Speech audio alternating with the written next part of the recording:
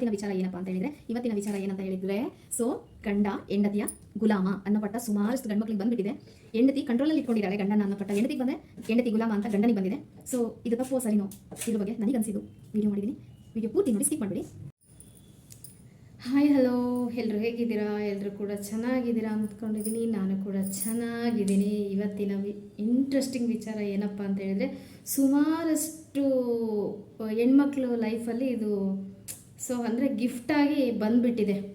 ಏನಂದರೆ ಸೊ ಮದುವೆ ಆದಮೇಲೆ ಗಂಡ ಏನಾದರೂ ಹೆಂಡ್ತಿ ಮಾತನ್ನು ಕೇಳಿ, ಹೆಂಡ್ತಿಗೆ ಏನಾದರೂ ರೆಸ್ಪೆಕ್ಟ್ ಕೊಟ್ಟು, ಹೆಂಡ್ತಿ ಹೇಳೋ ಅಂತಹ ಒಂದು ಮಾತು ಕೇಳ್ತಾ ಇದ್ದಾನೆ ಅಂದರೆ ಆ ಗಂಡನಿಗೆ ಮೊದಲನೇದಾಗಿ ಬರುವ ಒಂದು ಕಿರೀಟ, ಪ್ರಶಸ್ತಿ ಅಂತ ಹೇಳಿದರೆ ಸೊ ಹೆಂಡತಿಯ ಗುಲಾಮ. ಸೊ ಇದು ಎಷ್ಟು ಜನರ ಲೈಫಲ್ಲಿ, ಎಷ್ಟು ಫ್ಯಾಮಿಲಿಯಲ್ಲಿ ಈ ರೀತಿ ನಿಮ್ಮ ಗಂಡನಿಗೆ ಅವಾರ್ಡ್ಸ್ಗಳು ಬಂದಿದೆ? ಕಮೆಂಟ್ ಹಾಕಿ. ಯಾಕಪ್ಪ ನಾನು ಇದೇ ವಿಚಾರ ತಗೊಂಡೆ, ಇದೇ ಟಾಪಿಕ್ ಬಗ್ಗೆ ಮಾತಾಡಬೇಕು ಅಂತ ತೊಗೊಂಡ್ರೆ, ನಾನು ಸುಮಾರು ಯಾವುದೇ ಕೂಡ ನಾನು ಏನಾದರೂ ಒಂದು ವಿಚಾರ, ಒಂದು ನೇಮ್ ತೊಗೋಬೇಕು, ಯಾವುದಾದ್ರೂ ವಿಚಾರದ ಬಗ್ಗೆ ಹೇಳಬೇಕು ಅಂದರೆ ಸುಮಾರು ಸತಿ ಯೋಚನೆ ಮಾಡ್ತೀನಿ. ಅದರಲ್ಲಿ ಸತ್ಯತೆ ಇದ್ದರೆ ಮಾತ್ರ ನಾನು ತೊಗೋತೀನಿ. ಸತ್ಯತೆ ಜೊತೆಗೆ ಅದು ನನಗೆ ಕೂಡ ಎಕ್ಸ್ಪೀರಿಯೆನ್ಸ್ ಆಗಿರಬೇಕು. ಸೊ ಹಾಗಾಗಿ ನಾನು ತೊಗೋತಾ ಇದ್ದೀನಿ ಅಷ್ಟೇ. ಯಾಕಂದರೆ ಸುಮಾರಷ್ಟು ಜನನಕ್ಕಿಂತ ನಂದು ಬೇರೆಯವ್ರದ್ದು ಮಾತಾಡೋಕ್ಕಿಂತ ನಂದನ್ನೇ ನಾನು ಹೇಳ್ತೀನಿ. ಇವಾಗ ಕೆಲವೊಂದು ಫ್ಯಾಮಿಲಿಲಿ ಏನಾಗಿದೆ ಅಂತ ಹೇಳಿದರೆ, ಒಂದು ಹೆಣ್ಮಕ್ಳಾಗಲಿ ಗಂಡು ಮಕ್ಕಳಾಗಲಿ ಅಂತ ಹೇಳಿದರೆ, ಒಂದು ಸಂಸಾರ, ಒಂದು ಜೀವನ ಒಂದು ನಡೆಸಬೇಕು ಅಂದರೆ ಒಂದು ಹಂತದಲ್ಲಿ ಅವರಿಗೆ ಮದುವೆ ಆಗೋದು ಸಹಜ, ಮಕ್ಕಳಾಗೋದು ಸಹಜ, ಫ್ಯಾಮಿಲಿ ನಡೆಸ್ಕೊಳೋದು ಸಹಜ. ಕೆಲವೊಂದು ಸತಿ ಕೂಡು ಕುಟುಂಬದಲ್ಲಿ ಆಗಿರ್ಬೋದು, ಇಲ್ಲಾಂದರೆ ಸಪ್ರೇಟ್ ಫ್ಯಾಮಿಲಿ ಮಾಡ್ಕೊಂಡಾದ್ರೂ ಹೋಗಿರ್ಬೋದು. ಟೋಟಲಿ ಹೇಳಬೇಕು ಅಂದರೆ ಅವ್ರದ್ದೇ ಆದಂತಹ ಒಂದು ಸಂಸಾರ ಮಾಡಲೇಬೇಕಾಗುತ್ತೆ. ಕೆಲವೊಂದು ಗಂಟೆ ಆಗಿರ್ಬೋದು, ಹೆಣ್ಮಾಗಿರ್ಬೋದು. ಕೆಲವೊಬ್ಬರು ಫ್ಯಾಮಿಲಿಲಿ ರಿಸ್ಕೇ ಬೇಡಪ್ಪ, ಈ ಅವಾರ್ಡ್ಸ್ಗಳೇ ಬೇಡ ಅನ್ನೋ ಗಂಡ್ಮಕ್ಳು ಕೂಡ ದೂರ ಇದ್ದಾರೆ. ಈ ಅವಾರ್ಡ್ಸ್ ನನಗೆ ಬೇಡ ಅನ್ನೋ ಹೆಣ್ಮಕ್ಳು ಕೂಡ ದೂರ ಇದ್ದಾರೆ. ಸೊ ಅವ್ರ ಬಗ್ಗೆ ಹೇಳ್ತಾ ಇಲ್ಲ, ಈ ಅವಾರ್ಡ್ಸ್ ತಗೊಂಡಿರೋರು ಇದ್ದಾರಲ್ಲ ಅವ್ರ ಬಗ್ಗೆ ಹೇಳೋಣ ಅಂದ್ಕೊಂಡಿದ್ದೀನಿ. ಯಾಕಂದರೆ ಮದುವೆ ಆದಮೇಲೆ ಪ್ರತಿಯೊಂದು ಒಂದು ಹೆಣ್ಣು ಮೊದಲೇದಾಗಿ ಒಂದು ಹೆಂಡತಿ ಸ್ಥಾನದಲ್ಲಿ ನಾನು ನಿಂತ್ಕೊಂಡು ಹೇಳಬೇಕು ಅಂತ ಹೇಳಿದರೆ, ಒಂದು ಹೆಣ್ಣು ನಾನಾದಳು, ನಾನು ಒಂದು ಮದುವೆಗಿನ ಮುಂಚೆ ಎಜುಕೇಷನ್ ಮಾಡ್ತಿರ್ಬೋದು, ನನ್ನ ಮನೇಲಿ ನನಗೆ ತುಂಬ ಚೆನ್ನಾಗಿ ನೋಡ್ಕೊಂಡಿರ್ಬೋದು, ನನ್ನ ಆಸೆ, ಕನಸು, ಆಕಾಂಕ್ಷೆ ಎಲ್ಲದಕ್ಕೂ ಸ್ಫೂರ್ತಿಯಾಗಿ ನನಗೆ ಸಪೋರ್ಟಿವ್ ಆಗಿ ನಿಂತು ನನ್ನನ್ನು ಒಂದು ಹಂತಕ್ಕೆ ತಂದು ಎಜುಕೇಷನ್ನು, ಒಂದು ಪ್ರೀತಿ, ವಿಶ್ವಾಸ, ಬಾಂಧವ್ಯ, ನಾನು ಕೇಳಿದ್ದೆಲ್ಲ ಕೊಡಿಸ್ಕೊಂತ, ನನಗೆ ಪ್ರೀತಿ ಮಾಡ್ಕೊತ, ನನ್ನ ತಪ್ಪು ಸರಿ ಹೇಳ್ಕೊತ ನನ್ನನ್ನು ಒಂದು ಒಳ್ಳೆ ರೀತಿಯಲ್ಲಿ ಬೆಳೆಸಿರ್ತಾರೆ. ಓಕೆನಾ? ನಾನು ಕೂಡ ಅವರಿಗೂ ಕೂಡ ಒಂದು ಆಸೆ ಇರುತ್ತೆ. ಸೊ ನನ್ನ ಮಗಳು ಮದುವೆ ಆಗಿ ಹೋದ್ಮೇಲೆ ಗಂಡು ಮನೇಲಿ ತುಂಬ ಚೆನ್ನಾಗಿರ್ಬೇಕಪ್ಪ.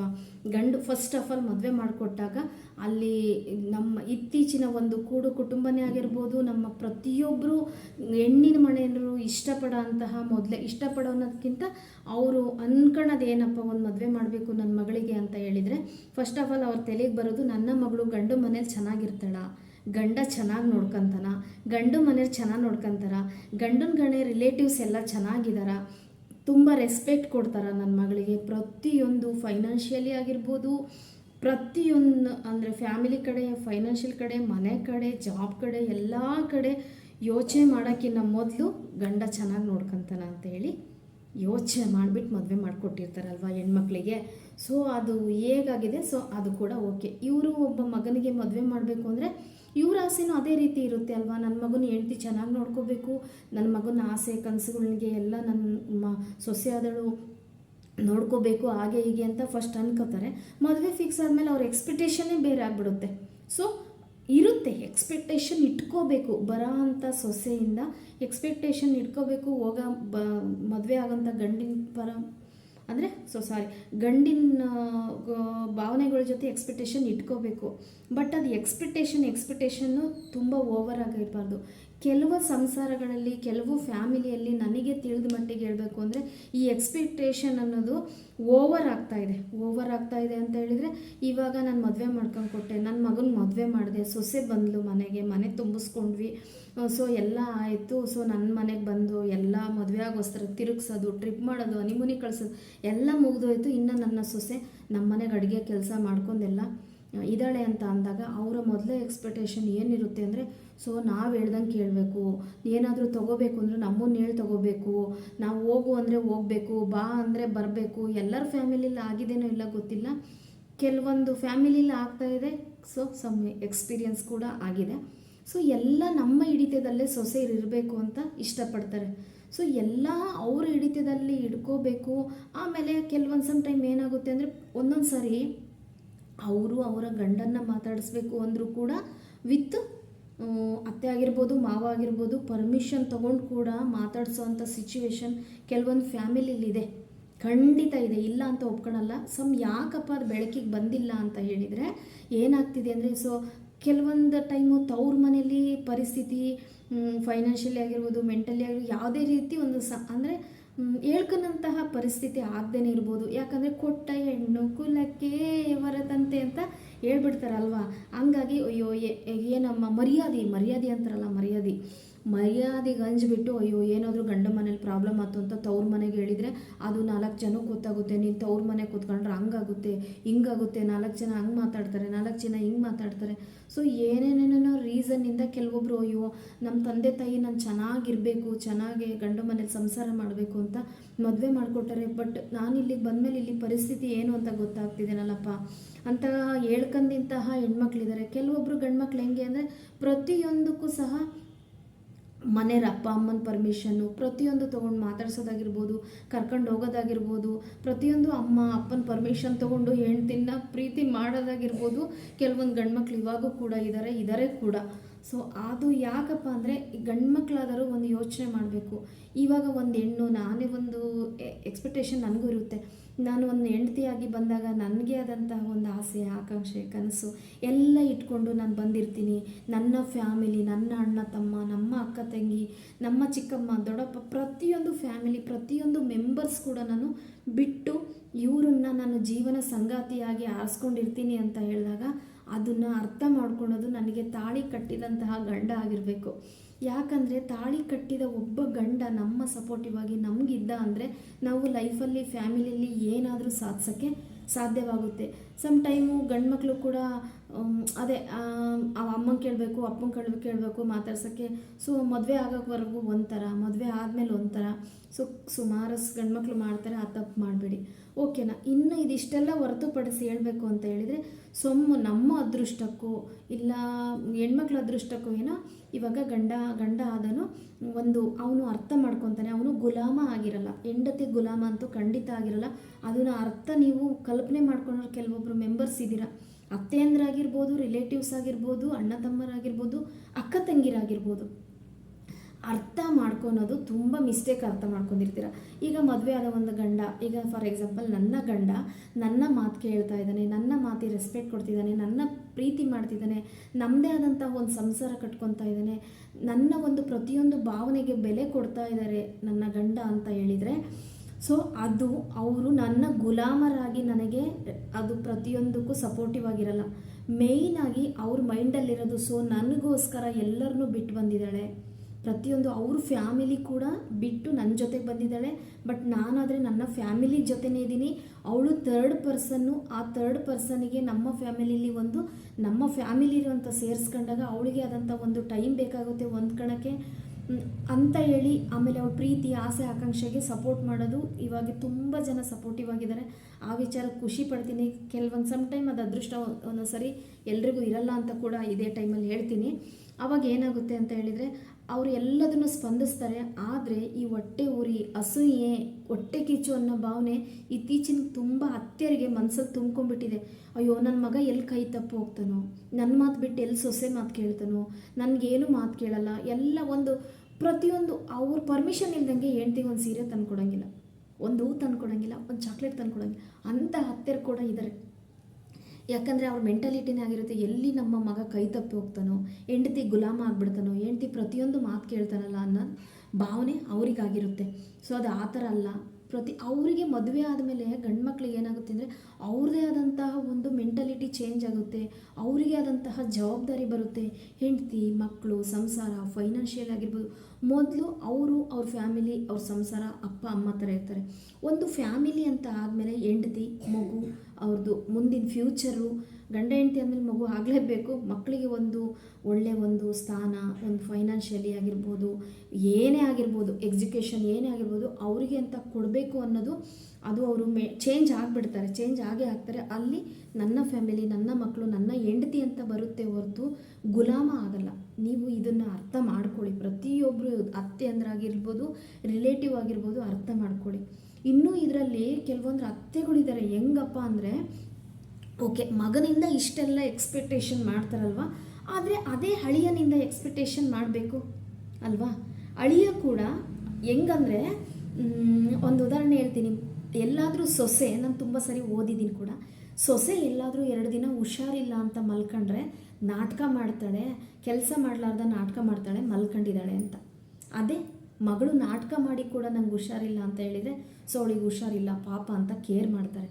ಅಂದರೆ ಏನಂತಾರೆ, ಮಗಳು ಸೊಸೆ ಜೀನ್ಸ್ ಹಾಕ್ಕೊಂಡ್ರೆ ಸಂಸ್ಕೃತಿ ಕಲಿಸಿಲ್ಲ ಅಪ್ಪ ಅಮ್ಮ ಅಂತಾರೆ, ಆದರೆ ಮಗಳು ಜೀನ್ಸ್ ಹಾಕ್ಕೊಂಡ್ರೆ ಇದು ಫ್ಯಾಷನ್ ಅಂತಾರೆ. ಹಂಗಾಗಿದೆ. ಅದೇ ಅಳಿಯೋನಿಂದ ಎಷ್ಟು ಎಕ್ಸ್ಪೆಕ್ಟೇಷನ್ ಇಟ್ಕೊಂಡಿರ್ತಾರೆ ಗೊತ್ತಾ ಅತ್ತೆಯವಳು. ನನ್ನ ಮಗಳನ್ನ ಚೆನ್ನಾಗಿ ನೋಡ್ಕೋಬೇಕು, ನನ್ನ ಮೊಮ್ಮಕ್ಕಳನ್ನ ಚೆನ್ನಾಗಿ ನೋಡ್ಕೋಬೇಕು, ನನ್ನ ಮಗಳಿಗೆ ಹೇಳಿದ್ದನ್ನೆಲ್ಲ ಕೊಡಿಸ್ಬೇಕು, ನನ್ನ ಮಗಳನ್ನ ಪ್ರೀತಿಯಿಂದ ನೋಡ್ಕೋಬೇಕು, ನನ್ನ ಮಗಳು ಎಲ್ಲಿಗೆ ಹೇಳ್ತಾಳೋ ಅಲ್ಲಿ ಕರ್ಕೊಂಡೋಗ್ಬೇಕು, ಏನು ಬಂಗಾರ ಕೇಳ್ತಾಳೋ ಕೊಡಿಸ್ಬೇಕು. ಟೋಟಲಿ ನನ್ನ ಅಳಿಯ ನನ್ನ ಮಗಳು ಹೇಳ್ದಂಗೆ ಕೇಳಬೇಕು, ನನ್ನ ಮಗಳು ಕಂಟ್ರೋಲಲ್ಲೇ ಇರಬೇಕು, ನನ್ನ ಮಗಳು ಮಾತನ್ನೇ ತೆಗಿಬಾರ್ದು. ಅದು ಒಂದು ಉತ್ತಮವಾದ ಗಂಡ. ಅತ್ತೆ ಪ್ರಕಾರ ಅದು ಉತ್ತಮವಾದ ಗಂಡ. ಅದೇ ರಿಟರ್ನ್ಸ್ ಮಗ ಏನಾದ್ರೂ ಸೊಸೆ ಮಾತು ಕೇಳಿದರೆ, ಸೊಸೆಗೆ ರೆಸ್ಪೆಕ್ಟ್ ಕೊಟ್ಟರೆ, ಸೊಸೆಗೆ ಪ್ರೀತಿ ಮಾಡಿದರೆ ಹೆಂಡ್ತಿ ಗುಲಾಮನ? ಹೇಳಿ, ಅರ್ಥ ಮಾಡ್ಕೊಳ್ಳಿ. ಸೊ ಯಾಕಂದರೆ ಇದು ನನಗೆ ಸಮ್ಟೈಮ್ ಎಕ್ಸ್ಪೀರಿಯೆನ್ಸ್ ಆಗಿದೆ. ವಿಡಿಯೋ ನೋಡ್ತಾ ಇರ್ತಾರೆ, ನೋಡ್ಲಿಕ್ಕೆ ತೊಂದರೆ ಇಲ್ಲ. ಯಾಕೆಂದರೆ ನಾನು ಸುಮಾರು ಅದನ್ನು ಫೇಸ್ ಮಾಡಿದ್ದೀನಿ ಕೂಡ. ಅದನ್ನು ಡೈರೆಕ್ಟಾಗಿ ಕೂಡ ಹೇಳಿದ್ದಾರೆ. ನಾವು ಏನೋ ಒಂದು ಫ್ಯಾಮಿಲಿ ಕಟ್ಕೋತಾ ಇದ್ದೀವಿ, ಏನೋ ಒಂದು ಮಾಡ್ತಾ ಇದ್ದೀವಿ ಅಂತ ಹೇಳಿದರೆ, ಇಲ್ಲಿ ನಮ್ಮದು ಸ್ವಾರ್ಥದ ಜೊತೆಗೆ ಜವಾಬ್ದಾರಿಗಳಿರುತ್ತೆ. ನನ್ನ ಮಾತು ಪ್ರತಿಯೊಂದು ಕೇಳ್ತಾರೆ ಅನ್ನೋದಲ್ಲ, ಯಾವುದನ್ನು ಕೇಳಬೇಕು ಯಾವುದನ್ನು ಕೇಳಬಾರ್ದು ಅಂತ ಅವರಿಗೂ ಬುದ್ಧಿ ಇರುತ್ತೆ. ಅವರು ಕೂಡ ಹೊಟ್ಟೆಗೆ ಅನ್ನನೇ ತಿನ್ನೋದು. ನಾನು ಎಲ್ಲ ಹೇಳ್ತೀನಿ ಅಂದರೆ ಎಲ್ಲ ಕೇಳ್ತಿರಲ್ಲ, ಅವರಿಗೆ ಆದಂತಹ ಸ್ವಂತ ಬುದ್ಧಿ ಇರುತ್ತೆ. ಅದನ್ನು ಮಿಸ್ಅಂಡರ್ಸ್ಟ್ಯಾಂಡಿಂಗ್ ಮಾಡ್ಕೊಳೋದಾಗಿರ್ಬೋದು. ಒಂದು ಸೊಸೆ ಅಯ್ಯೋ ಮಗನ ಕಂಟ್ರೋಲಲ್ಲಿ ಇಟ್ಕೊಂಡಾಳೆ ಅಂತ ಈ ರಿಲೇಟಿವ್ ಹತ್ರ ಹೇಳೋದು, ಆ ರಿಲೇಟಿವ್ ಹತ್ರ ಹೇಳೋದು, ಅವಳ ಹತ್ರ ಹೇಳೋದು, ಫ್ರೆಂಡ್ ಹತ್ರ ಹೇಳೋದು, ಅದನ್ನು ಹಿಂಗೆ ಸಾರ್ಕೊಂತ ಬಂದು ಟೋಟಲಿ ಏನು ಮಾಡ್ತಾರೆ ಅಂದರೆ, ನನ್ನ ಸೊಸೆ ಸರಿ ಇಲ್ಲ, ಅವ್ಳ ಗಂಡನ್ನ ಅವಳ ಕಂಟ್ರೋಲಲ್ಲಿ ಇಟ್ಕೊಂಡಾಳೆ, ಅದೊಂದು ಸೊಸೆ ಅಲ್ಲಿಗೆ ಕರ್ಕೊಂಡೋದ್ಲು, ಇಲ್ಲಿಗೆ ಕರ್ಕೊಂಡೋದ್ಲು, ನನ್ನ ಮಾತಾಡ್ಸೋಕ್ಕೆ ಬಿಡಲ್ಲ, ನಮ್ಮ ಊರಿಗೆ ಬರೋಕ್ಕೆ ಬಿಡಲ್ಲ, ನಾನು ಕೇಳಿದ್ದೇ ತಂದು ಕೊಡಲ್ಲ, ನಾನು ಕೇಳಿದ ತಕ್ಷಣ ದುಡ್ಡು ಕೊಡಲ್ಲ. ನನ್ನ ಮಗ ತುಂಬ ಚೇಂಜ್ ಆಗಿಬಿಟ್ಟಪ್ಪ. ಮದುವೆಗಿನ ಮುಂಚೆ ಎಲ್ಲ ನಾನು ಕೇಳಿ ಮಾಡ್ತಿದ್ದ, ಇವಾಗ ಹೆಂಡ್ತಿ ಬಂದಮೇಲೆ ನನ್ನ ಮಾತೇ ಕೇಳಲ್ಲ. ಇವಳು ಸರಿ ಇಲ್ಲಪ್ಪ, ಇವಳು ಸರಿ ಇಲ್ಲ, ನಾವು ಸೊಸೆ ಅಂತ ಮಾಡ್ಕೊಂಬಿಟ್ವಿ, ನಾವು ಅಂದ್ಕೊಂಡಂಗಂತೂ ಇಲ್ಲ. ಇವಾಗಿಂದು ಹೆಣ್ಮಕ್ಳು ಹೆಂಗಪ್ಪ ಅಂತ ಹೇಳಿದ್ರೆ, ಮದುವೆ ಆದ ತಕ್ಷಣ ಅವ್ರು ಹೇಳ್ದಂಗೆ ಕೇಳ್ಕೊಬೇಕು ಅಂತ ಕಂಟ್ರೋಲಲ್ಲಿ ಇಟ್ಕೊಂಡ್ಬಿಡ್ತಾರೆ. ಅಯ್ಯೋ ನಮ್ಮ ಕಾಲದಲ್ಲೆಲ್ಲ ಹಂಗೆ ಇರಲಿಲ್ಲ ಕಣ್ರಿ. ಅತ್ತೆ ಮಾತು ಕೇಳಬೇಕಿತ್ತು, ಮಾವನ ಮಾತು ಕೇಳಬೇಕಿತ್ತು, ಗಂಡ ಗೆರೆ ಹಾಕಿದ್ರು ಲಕ್ಷ್ಮಣ ರೇಖೆ ಥರ ದಾಡ್ತಿರ್ಲಿಲ್ಲ ನಾವು. ಆದರೆ ಇವಾಗಿನ ಹೆಣ್ಮಕ್ಳು ಹಂಗಲ್ಲಪ್ಪ, ಏನು ಕಂಟ್ರೋಲೇ ಇರಲ್ಲ, ರೆಸ್ಪೆಕ್ಟ್ ಇರಲ್ಲ, ಹಿರಿಯರು ಅಂತ ಮರ್ಯಾದೆ ಇರಲ್ಲ, ನಮ್ಮ ಮಾತು ಕೇಳಬೇಕು ಅಂತ ಇರಲ್ಲ. ಅವ್ರಿಗೆ ಇಚ್ಛೆ ಬಂದಂಗೆ ಕುಣ್ಕೊಂತಾರೆ, ಇಚ್ಛೆ ಬಂದಂಗೆ ಮಾಡಲಿ, ಇಚ್ಛೆ ಬಂದಂಗೆ ಕುಣ್ಕಲ್ಲಿ, ಹೇಳೋರಿಲ್ಲ ಕೇಳೋರಿಲ್ಲ, ಇಂಥವೆಲ್ಲ ಮಾತಾಡ್ತಾರೆ. ಇಂಥವು ಕೂಡ ಅನ್ಸ್ಕೊಂಡಿದ್ದೀನಿ. ಸೊ ಅವರಿಗೆ ಈ ವಿಡಿಯೋ ಮೂಲಕ ಹೇಳೋದಿಷ್ಟೇ, ಇಲ್ಲಿ ಯಾರಿಗೂ ಗುಲಾಮರಲ್ಲ. ಅವ್ರಿಗೆ ಆದಂತಹ ಜವಾಬ್ದಾರಿ, ಅವರಿಗೆ ಆದಂತಹ ಕನಸು. ಆ ಕನಸೆಲ್ಲ ನೀವು ಎಕ್ಸ್ಪೆಕ್ಟೇಷನ್ ಮಾಡಿದಿರಲ್ಲ, ಒಂದು ದಿನನಾದರೂ ನನ್ನ ಮಗಂದೇ ಆಗಿರ್ಬೋದು, ಸೊಸೆದೇ ಆಗಿರ್ಬೋದು, ಎಕ್ಸ್ಪೆಕ್ಟೇಷನ್ ಹೇಗಿದೆ, ನನ್ನ ಅಳಿಯ ಮಗ ಯಾವ ಥರ ಲೈಫ್ ಮಾಡ್ತಾಯಿದ್ದಾರೆ, ನನ್ನ ಮಗ ಸೊಸೆ ಯಾವ ರೀತಿ ಲೈಫ್ ಮಾಡ್ತಿದ್ದಾರೆ, ಅವ್ರ ಆಸೆ ಏನು, ಕನಸೇನು, ಅವ್ರ ಸೊಸೆ ನಿಂಗೆ ಏನು ಬೇಕಮ್ಮ, ಸೀರೆ ಬೇಕಾ, ನೀನು ಯಾವ ರೀತಿ ಜೀವನ ಮಾಡಬೇಕು ಅಂತಿದೆಯಾ, ನಿಮ್ಮಮ್ಮ ಆ ಥರ ನೋಡ್ಕೊಂಡಿದ್ರು, ಈ ಥರ ನಿಮ್ಮ ತವ್ರ ಮನೇಲಿ ಈಗಿದ್ರಿ ಆಗಿದ್ರಿ, ನಮ್ಮ ಕಡೆಯಿಂದ ಏನಾದರೂ ಎಕ್ಸ್ಪೆಕ್ಟೇಷನ್ ಮಾಡ್ತೀರಾ, ನೀವು ಲೈಫಲ್ಲಿ ಆ ಥರ ಅಚೀವ್ ಮಾಡಿ, ಈ ಥರ ಲೈಫ್ ಸೆಟ್ಲ್ ಮಾಡ್ಕೊಳ್ಳಿ, ಈ ಥರ ಅಮೌಂಟ್ ತಗೊಳ್ಳಿ, ಈ ಥರ ಒಂದು ಏನೋ ಅಚೀವ್ ಮಾಡಿ ಅಂತ ಏನಾದರೂ ಕುಂದಿರ್ಸ್ಕೊಂಡು ಒಂದು ಸತಿ ಮಗ ಸೊಸೆಗೆ ಹೇಳಿರ್ತೀರಾ? ಇಲ್ಲ. ಅದೇ ಮಗಳು ಏನಾದರೂ ಹೇಳ್ಕೊಂಡಿದ್ರೆ ಹಾಗೆ ಮಾಡು ಅಂತ ಹೇಳು, ಹೀಗೆ ಮಾಡು ಅಂತ ಹೇಳು, ಅದನ್ನು ತಗೋ ಅಂತ ಹೇಳು, ಇದನ್ನು ತಗೋ ಅಂತ ಹೇಳು ಅಂತ ಟಿಪ್ಸ್ ಮಗಳಿಗೆ ಕೊಡ್ತೀರಾ, ಸೊಸೆಗೆ ಕೊಡ್ಬೋದಲ್ವಾ? ಯಾಕೆ ಮಗಳು ಇನ್ನೊಬ್ರ ಮನೆಗೆ ಹೋಗಿ ಬೆಳಗಕ್ಕೆ ದೀಪ ಬೆಳಗಕ್ಕೆ ಹೋಗಿರೋಂಥ ಇನ್ನೊಬ್ರ ಮನೆಗೆ ಹೋಗಿರೋ ಮಗಳಿಗೆ ಅಷ್ಟು ಬೆಲೆ ಕೊಡ್ಬೇಕಾದ್ರೆ, ನಿಮ್ಮ ಮನೆ, ನಿಮ್ಮ ಸಂಸಾರ, ನಿಮ್ಮ ಒಂದು ಏನಂತಾರೆ, ನಿಮ್ಮ ಒಂದು ಏನೋ ಹೇಳ್ತಾರಪ್ಪ, ಅದನ್ನು ಹಳ್ಳಿ ಭಾಷೆಯಲ್ಲಿ ಏನೋ ಹೇಳ್ತಾರೆ, ಬರ್ತಾ ಇಲ್ಲ ನೆನಪಿಗೆ. ಫ್ಯಾಮಿಲಿಗೆ ಹೆಸರು ಹೇಳೋಕ್ಕೆ ಒಂದು ದೀಪ ಹಚ್ಚಕ್ಕೆ ಒಂದು ದೀಪ ಅಂತಾರೆ. ನಿಮ್ಮ ಮನೆಗೆ ದೀಪ ಹಚ್ಚಕ್ಕೆ ಬಂದಿರಲ್ವ ಕಂಡರ ಹೆಣ್ಮಕ್ಳು? ಬೇರೆ ಮನೆಗಾದರೆ ಅವ್ರೇನು ಮೇಲೆ, ನಿಮ್ಮ ಮಗಳು ನಿಮ್ಮ ಇದು ಆದರೆ ನೀವು ಪ್ರೀತಿಯಿಂದ ಸಾಕಿ ಬೆಳೆಸಿರ್ತೀರ, ನಿಮ್ಮ ಮಗಳನ್ನ ಪ್ರೀತಿ ಇರುತ್ತೆ. ಆದರೆ ಕಂಡರ ಮನೆ ಹೆಣ್ಮಕ್ಳು ಅಂದರೆ ನಿಮಗೆ ಬಾಯಿ ಬಂದಂಗೆ, ಮನ್ಸಿಗೆ ಬಂದಂಗೆ ಯೂಸ್ ಮಾಡ್ಕೋಬೇಕು ಅನ್ನಬೇಕು ಅಂತ ಅನಿಸುತ್ತಾ ನಿಮಗೆ? ಅಲ್ವಾ? ಯೋಚನೆ ಮಾಡಬೇಕು, ನೀವು ಯೋಚನೆ ಮಾಡಬೇಕು. ಒಂದು ಸರಿ ಕೂತ್ಕೊಂಡು ಯೋಚನೆ ಮಾಡಿ, ನಿಮ್ಮ ಮಗನಿಗೆ ಏನೇನು ಆಸೆ ಇದ್ದಾವೆ, ಲೈಫಲ್ಲಿ ಏನು ಮಾಡಬೇಕು ಅಂತ ಕೂತ್ಕೊಂಡು ಏನಾದರೂ ಒಂದು ಸರಿನಾದರೂ ಸಪೋರ್ಟ್ ಮಾಡಿದ್ದೀರಾ, ಅಮೌಂಟ್ ಕೊಟ್ಟಿದ್ದೀರಾ, ಏನಾದರೂ ಹೇಳಿದರೆ ನೀನೇನು ಮಾಡಿದೀಯಾ, ನನಗೆ ಆಗೇನು ಮಾಡಿದೀಯ ನೀನು, ನನ್ನನ್ನು ಅವ್ರು ನೋಡ್ಕೊಂಡರೆ ಇವ್ರು ನೋಡ್ಕೊಂಡರೆ ಅಂತ ರೆಸ್ಪೆಕ್ಟ್ ಇಲ್ಲದ ಥರ ಮಾತಾಡ್ತಿರಲ್ಲ. ಒಂದು ಸಾರಿ ಏನಾದರೂ ನಿಮ್ಮ ಮಗನಿಗೆ ಸಾಕಿದ್ದೀರಾ, ಎಲ್ಲರೂ ಸಾಕ್ತಾರೆ, ಬೆಳೆಸಿದ್ದೀರಾ, ಎಲ್ಲರೂ ಬೆಳೆಸ್ತಾರೆ, ಒಂದು ವಯಸ್ಸಿನವರೆಗೂ ಎಲ್ಲ ಬೆಳೆಸ್ತಾರೆ. ಅದೇ ಮದುವೆ ಆದಮೇಲೆ ಮಗನಿಗಾಗಂತಹ ಸಮಸ್ಯೆಗಳನ್ನೇನಾದರೂ ಕೇಳಿದ್ದೀರಾ? ಹೆಂಡತಿ ಬಂದಿರ್ತಾಳೆ, ಮಗು ಆಗಿರುತ್ತೆ, ಜವಾಬ್ದಾರಿ ಇರುತ್ತೆ, ಫೈನಾನ್ಷಿಯಲಿ ಪ್ರಾಬ್ಲಮ್ ಇರುತ್ತೆ. ಒಂದು ಸಾರಿ ಏನಾದರೂ ಕೂತ್ಕೊಂಡು ಇವಾಗ ನೋಡಿ, ಕೆಲವೊಂದು ಫ್ಯಾಮಿಲಿಲಿ ಹೇಗಾಗಿದೆ ಅಂದರೆ, ಕೆಲವೊಬ್ಬರು ತುಂಬಾ ಹೇಳ್ತೀನಲ್ಲ, ಅವ್ರಿಗೆ ಕೈ ಮುಗಿಬೇಕು. ಯಾಕೆಂದರೆ ಮದುವೆ ಆಗಿ ಬಂದ ತಕ್ಷಣ ಸೊಸೆ ಬಗ್ಗೆನೂ ಅಷ್ಟೇ ಪ್ರೀತಿ ತೋರಿಸ್ತಾರೆ, ಮಗನ ಬಗ್ಗೆನೂ ಅಷ್ಟೇ ಯೋಚನೆ ಮಾಡ್ತಾರೆ. ಯಾಕಂದರೆ ನನ್ನ ಮಗನಿಗೆ ಮದುವೆ ಆಗಿದೆ, ಸೊಸೆ ಬಂದಿದ್ದಾಳೆ, ಮಗು ಆಗಿದೆ, ಅವ್ರದ್ದೇ ಆದಂತಹ ಸಂಸಾರ ಕಟ್ಕೋಬೇಕು. ಸೊ ನಾವು ಆಸ್ತಿ ವಿಚಾರ ಆಗಿರ್ಬೋದು, ಫೈನಾನ್ಸ್ ವಿಚಾರ, ಸೊ ನಮ್ಮ ಕೈಲಾದಷ್ಟು ಅವರ ಲೈಫು ಸೆಟ್ಲ್ ಮಾಡ್ಕೊಳ್ಳೋಣ ಅಂತ ಮೈಂಡ್ ಸೆಟ್ಟಲ್ಲಿ ತುಂಬ ಜನ ಇದ್ದಾರೆ. ಮದುವೆ ಆದಮೇಲೆ ಅವ್ರದ್ದೇ ಆದಂಥ ಜೀವನ, ಅವ್ರದ್ದೇ ಆದಂಥ ಪ್ರೀತಿ, ಅವ್ರದ್ದೇ ಆದಂತಹ ಕಾಲ ಕಳೆಯೋಕ್ಕೆ ಬಿಡ್ತಾರೆ. ಆದರೆ ಕೆಲವೊಬ್ಬರು ಅದ್ರ ಬಗ್ಗೆ ಯೋಚನೆ ಮಾಡಲ್ಲ, ಬಟ್ ಕಂಟ್ರೋಲಲ್ಲೇ ಇರಬೇಕು. ಮಗ ಕಂಟ್ರೋಲಲ್ಲಿ ಇರಬೇಕು, ಸೊಸೆ ಕಂಟ್ರೋಲಲ್ಲಿ ಇರಬೇಕು. ಈ ರೀತಿ ಆಗಿದೆ. ಸೊ ಇದರಿಂದ ನಾನು ಕ್ಲಾರಿಟಿ ಏನು ಕೊಡೋಕ್ಕೂ ಇಷ್ಟಪಡ್ತಿದ್ದೀನಿ ಅಂತ ಹೇಳಿದರೆ, ಮಗ ಹೆಂಡ್ತಿ ಮಾತು ಕೇಳ್ತಾ ಇದ್ದಾನೆ ಅಂದರೆ ಅವನು ಮಗ ಗುಲಾಮ ಆಗಿ ಹೆಂಡ್ತಿ ಗುಲಾಮ ಆಗಿರಲ್ಲ, ಓಕೆನಾ? ಅವನು ಜವಾಬ್ದಾರಿಗಳಿರುತ್ತೆ, ಅದನ್ನು ನೀವು ಅರ್ಥ ಮಾಡ್ಕೊಳ್ಳಿ. ಯಾವುದೇ ರೀತಿಯಲ್ಲೂ ಹೆಂಡ್ತಿ ಗುಲಾಮ ಅಂತೂ ಆಗಿರೋಕ್ಕೆ ಸಾಧ್ಯನೇ ಇಲ್ಲ, ಜವಾಬ್ದಾರಿ ಅಂತಾರೆ ಅದಕ್ಕೆ. ಅದನ್ನು ಅರ್ಥ ಮಾಡ್ಕೊಳ್ಳಿ ಅಂತ ಈ ವಿಡಿಯೋದ ಮೂಲಕ ಹೇಳ್ತೀನಿ. ಸೊ ದಿನ ನಾನು ಬಿಟ್ಟಿದ್ದೆ ಈ ಥರ ಮೋಟಿವೇಶನ್ ವಿಡಿಯೋ ಮಾಡೋದ. ಸೊ ಯಾಕಂದರೆ ನನಗೆ ಬಿಟ್ಟಾಗಿಂದ ಏನು ಅನ್ನಿಸ್ತಾ ಇತ್ತು ಅಂತ ಹೇಳಿದರೆ, ಸೊ ನಾನು ಚಾನಲ್ಲು ಸ್ಟಾರ್ಟ್ ಮಾಡಿದ್ದು ಯಾವುದೋ ಉದ್ದೇಶಕ್ಕೆ, ಇವಾಗ ಯಾವುದೋ ಉದ್ದೇಶ ಆಗ್ತಾಯಿದೆ, ಏನೋ ಮಾಡ್ತಿದ್ದೀನಿ ಅನ್ನಿಸ್ತು. ಸೊ ಆದಷ್ಟು ಈ ಮುಂದೆ ಬರುವ ವಿಡಿಯೋದಲ್ಲಿ ಆದಷ್ಟು ಲೈಫ್ ಎಕ್ಸ್ಪೀರಿಯನ್ಸ್ ಆಗಿರ್ಬೋದು, ನಮ್ಮ ದಿನನಿತ್ಯ ಜೀವನದಲ್ಲಿ ನಡೆಯುವಂಥ ಘಟನೆಗಳನ್ನು ಆಗಿರ್ಬೋದು, ಆಧಾರಿತವಾಗಿ ನನಗೆ ತಿಳಿದ ಮಟ್ಟಿಗೆ, ನನಗೆ ಅನಿಸಿದ ಮಟ್ಟಿಗೆ ಕೆಲವೊಂದು ವಿಚಾರಗಳನ್ನ ಶೇರ್ ಮಾಡ್ಕೊಳಕ್ಕೆ ಇನ್ಮೇಲೆ ನಾನು ಪ್ರಯತ್ನ ಮಾಡ್ತೀನಿ. ಇನ್ನು ಯಾವ್ಯಾವ ಥರದ ವಿಡಿಯೋ ಬೇಕು ಅಂತೇಳಿ ಕಮೆಂಟ್ ಬಾಕ್ಸಲ್ಲಿ ಹಾಕಿ, ಖಂಡಿತ ಕೂಡ ನಾನು ರಿಪ್ಲೈ ಕೂಡ ಮಾಡ್ತೀನಿ. ಅದಕ್ಕೆ ಸಂಬಂಧಪಟ್ಟ ವಿಡಿಯೋ ಕೂಡ ತಿಳ್ಕೊಂಡು ಮಾಡ್ತೀನಿ, ಎಕ್ಸ್ಪೀರಿಯನ್ಸ್ ತೊಗೊಂಡು ಮಾಡ್ತೀನಿ. ಸೊ ಈ ವಿಡಿಯೋ ಕೂಡ ನಿಮಗೆ ಇಷ್ಟ ಆಗಿದೆ. ಕೆಲವೊಂದು ಹೆಣ್ಮಕ್ಳಿಗೆ ಹೇಳ್ಕೊಳಕ್ಕಾಗಿರಲ್ಲ ಈ ಸಮಸ್ಯೆನ. ಏನಪ್ಪ ಸೋಷಿಯಲ್ ಮೀಡಿಯಾದಲ್ಲಿ ಈ ಥರ ಹೇಳ್ತಿದ್ದಾಳೆ, ಅತ್ತೆ ಏನು ಅನ್ಕೊತಾರೇನೋ, ಅವ್ರು ಏನು ಅನ್ಕೊತಾರೋ, ರಿಲೇಟಿವ್ ಹೆಂಗೆ ಅನ್ಕೊತಾರೋ, ಅವಶ್ಯಕತೆ ಇತ್ತಾ ಅಂತ ಕೆಲವೊಂದು ಅನ್ಬೋದು.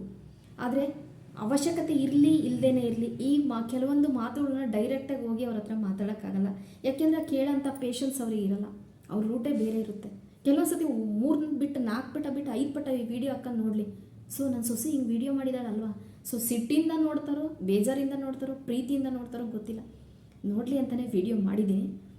ಸೊ ಯೋಚನೆ ಮಾಡಿ. ಈ ವಿಡಿಯೋ ಎಲ್ರಿಗೂ ಇಷ್ಟ ಆಗಿದೆ ಅಂತ ಅಂದ್ಕೊಂಡಿದ್ದೀನಿ. ಎಲ್ರಿಗೂ ಇಷ್ಟ ಆಗಿರುತ್ತೆ, ಕೆಲವೊಂದು 50% ಅಂತೂ ಇಷ್ಟ ಆಗಿರುತ್ತೆ ಅಂತ ಅಂದ್ಕೊತೀನಿ. ಇಷ್ಟ ಆದರೆ ಲೈಕ್ ಮಾಡಿ, ಶೇರ್ ಮಾಡಿ, ಕಮೆಂಟ್ ಬಾಕ್ಸಲ್ಲಿ ಏನಿಸ್ತು ಅಂತ ಕಮೆಂಟ್ ಮಾಡಿ. ಚಾನಲ್ ಸಬ್ಸ್ಕ್ರೈಬ್ ಮಾಡ್ಕೊಂಡಿಲ್ಲ ಅಂದರೆ ಸಬ್ಸ್ಕ್ರೈಬ್ ಮಾಡಿಕೊಂಡು ನೋಡಿ ಅಂತ ಹೇಳ್ತೀನಿ. ಓಕೆ, ಇನ್ನೊಂದು ನೆಕ್ಸ್ಟ್ ವಿಡಿಯೋದಲ್ಲಿ ಮತ್ತೆ ಸಿಗ್ತೀನಿ. ಬಾಯ್.